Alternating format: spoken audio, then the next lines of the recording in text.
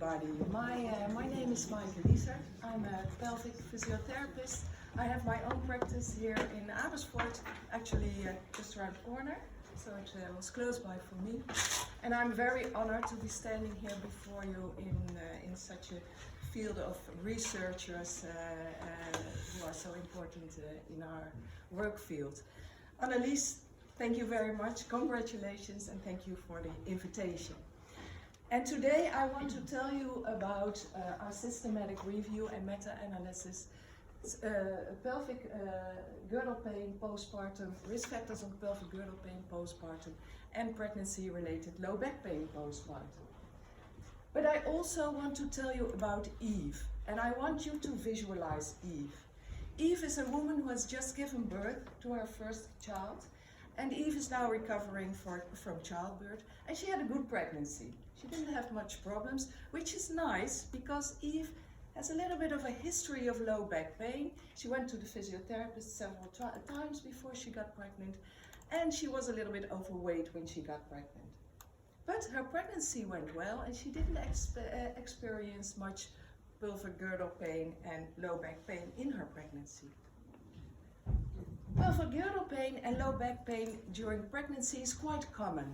About 50% of women get affected, but the majority of those women will recover spontaneously after they have given birth. There is a substantial part of them, 30%, who will still experience pain 3 months after their delivery in the pelvic region or the low back region. And in our research, we took pelvic girdle pain postpartum and pregnancy-related low back pain postpartum together, calling them pelvic girdle pain PGPP postpartum. PGPP is a serious problem, and it affects the quality of life of women.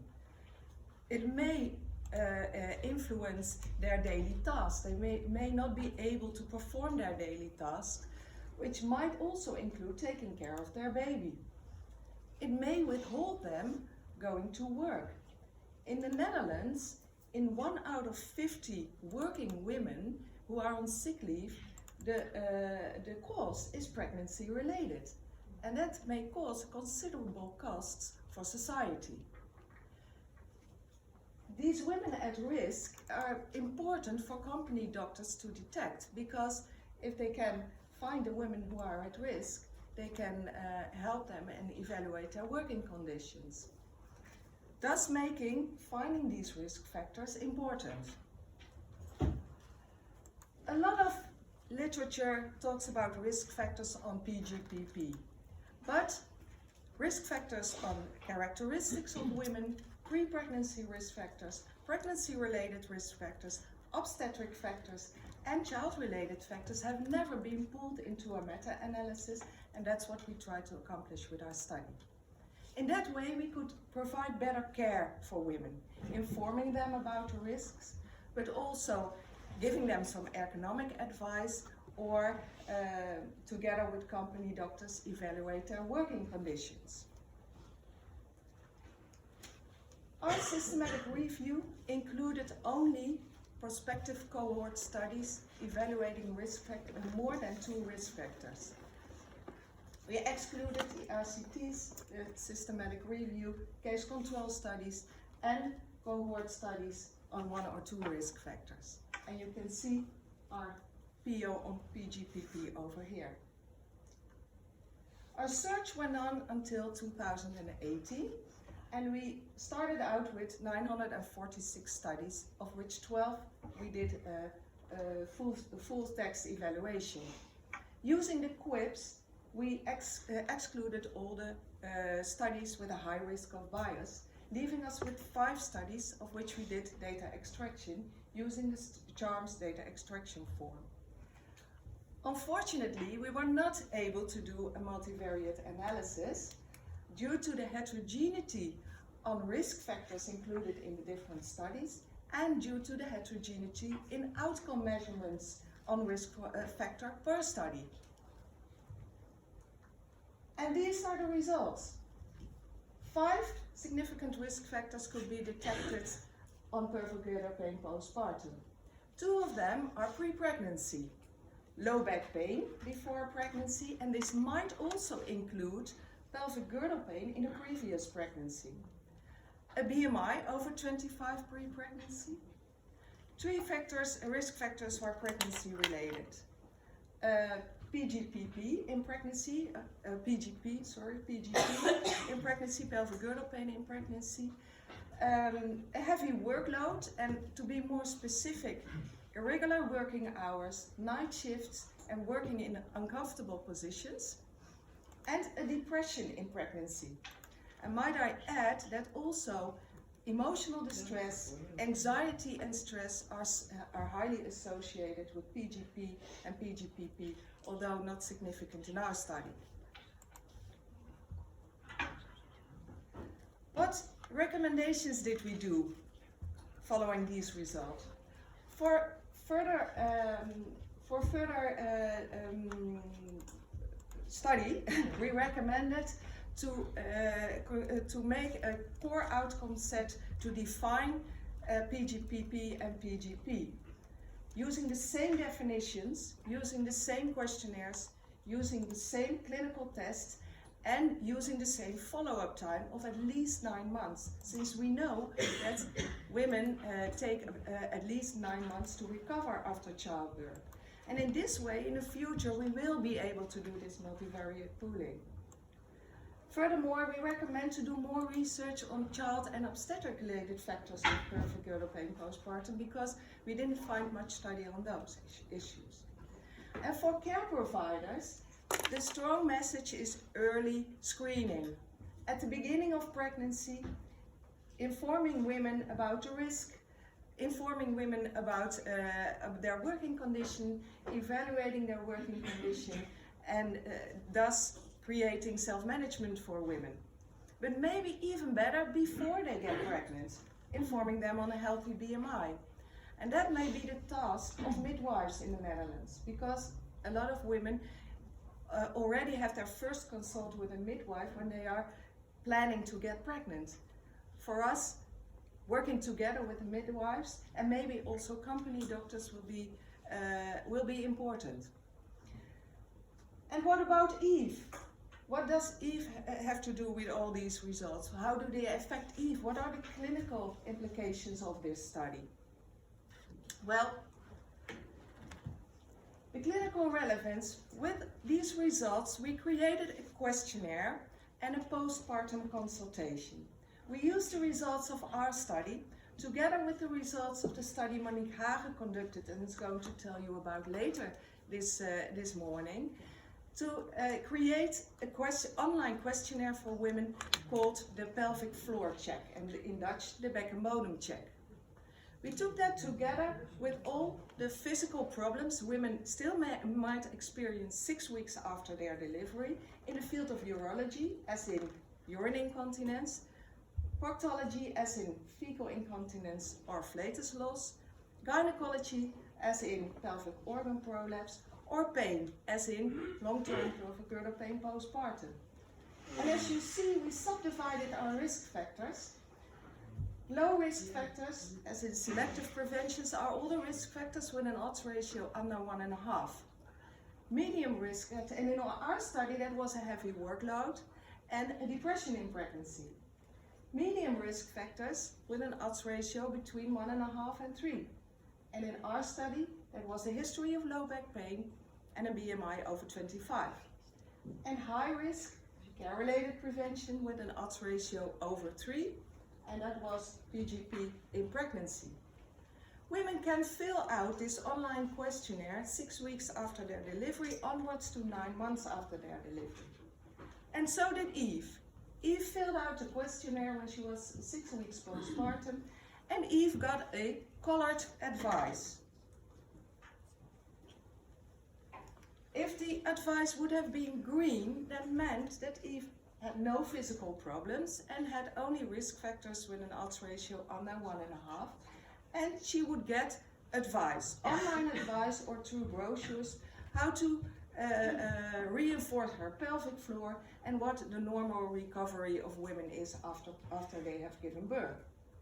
The orange advice is the advice for women who have no physical problems, but they have risk factors over 1.5, and they would be advised to seek a pelvic floor physiotherapist for a postpartum consultation. The red advice would be women who have physical problems in the field of urology, urine incontinence, fecal incontinence, flatus loss, pelvic organ prolapse, or severe pelvic girdle pain, and they will always be advised to seek treatment with a pelvic floor physiotherapist. And mind that also women who have experienced the third or fourth degree rupture are always advised to seek treatment. Well, Eve got an orange advice. She didn't have any physical problems, but she had risk factors over 1.5. So she consulted a pelvic floor physiotherapist for a postpartum consultation.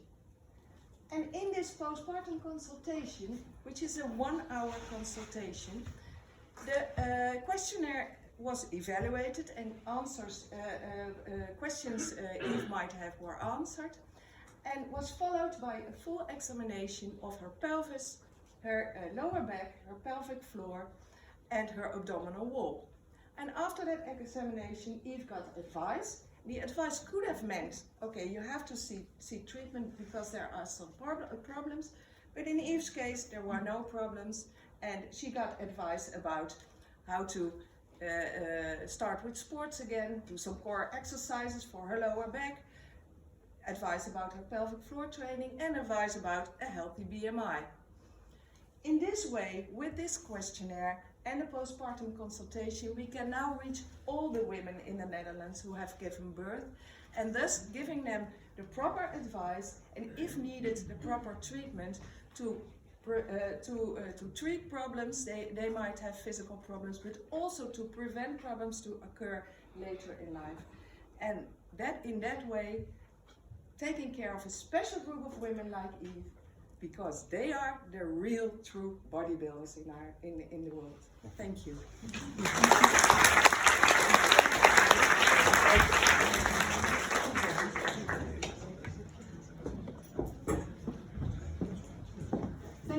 Thanks, Maaike. Are there any questions? Yes, Annemarie. The questionnaire is already online.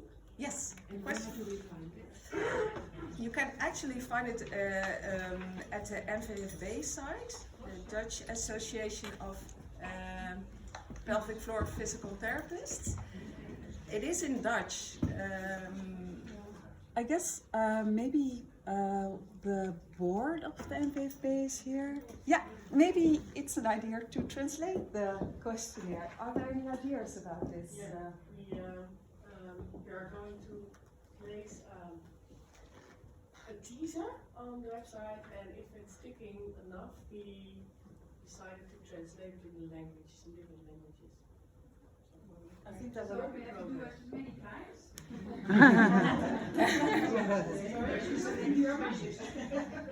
Well, it depends. It is in. Maybe we should then find a kind of crowdfunding. I think if we have to translate it in so many languages, and I don't know if you can enclose it in one website. Well, we're gonna think about it. Yes. NVFB. Yeah. .nl. And here you've got a couple of Dutch, German-speaking women, so they can translate for you, maybe. Yeah. We have to validate it. Are there any other questions? I think a couple of years ago there was this Ayuga Congress, and there was I think there was a prize for an oogje of the backbone. Is this something that came out of that? Yeah. Yeah, because it sounds exactly the same, and I found that already a good idea. Yeah, we already with this the preparation of the postpartum consultation, we started in 2013 already. Yeah. Okay, so it's almost the same. Yeah. Well, not More than once. yeah. It's now by the articles of Maaike and about these factors, so that we could really say, we validated the risk factors. Yeah. And that was not the way. No. And the risk factors, of course, are coming from international literature. So, so still those findings can be spread out easily throughout the countries. So the development of the questionnaire is what's extra. Yeah. Maaike, insurance companies don't pay for prevention, and this is specifically prevention. So, what's your opinion about that? Well, my opinion is quite clear. I think this postpartum consultations should at least be a part of the insurance. Women often have this extra insurance, young family insurance, and it always includes a lot of care around young families. And I think this should be a part of it, at least. But if I'm quite frank, I should think it has to be in a basic insurance, because the prevention is very clear, and we can help these women developing problems later in life. And when I see women in my practice, you don't have to do a lot. It's a lot of information. If you give the proper information, if you tell them how to deal with their pain, even women who have a lot of pain, if you talk with the company doctors in the Netherlands, actually the guideline of company doctors states that every woman should have a preventive consultation with a company doctor when she gets pregnant. Well, it's one of their spearheads, but it's never done, and it's a pity, because if you evaluate then you might prevent problems to occur later in the pregnancy, or later when they want to return to work. So, very strong believer in Prevention. Prevention. Yeah. Thank you, Maaike, for You're welcome. Thank you.